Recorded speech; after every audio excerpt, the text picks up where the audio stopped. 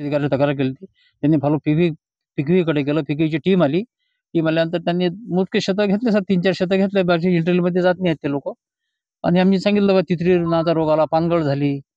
तिथून इथं देठसुकी खूप मोठ्या प्रमाणात आहे. त्यात व्यापारी वर्गही काय कसं आहे म्हणजे फार कमी भावाने मागते ₹450-500 कॅरेट. आमचा खर्च पण निघत नाही सर. आता मी माझ्या 2 हेक्टरमधला 61,000चा संत्रा विकला. 3 लाख 3-3.5 लाख खर्च आहे. सांगा वर्ष कसं निभावावं? हे आम्ही आर्थिक संकटात आहोत. शासनाला एकच मदत आहे, की त्यांनी आम्हाला हेक्टरी ₹1,00,000 मदत द्यावी. आमच्या भागात जो बहार घेतात हा मृग बहार घेतात संत्र्याचा. यावर्षी मृग बहार बऱ्या प्रमाणात आला. पण यावर्षी असं झालं की पहिले सुरुवातीला पानगळ आली. पानगळमुळे झाडं खराब झाले. त्यानंतर आता संत्रा विक्रीला आला तर आता देठचुकी आली, तितरी रोग आला. यामुळे संत्र्याची भरपूर प्रमाणात गळ होत आहे. इतका गळत आहे की 65% संत्रा गळत आहे. त्यामुळे व्यापारी घेऊन नाही राहिले. भाव कमी आहेत. म्हणजे आमचं जे उत्पन्न आहे ते खूप प्रमाणात घटलं.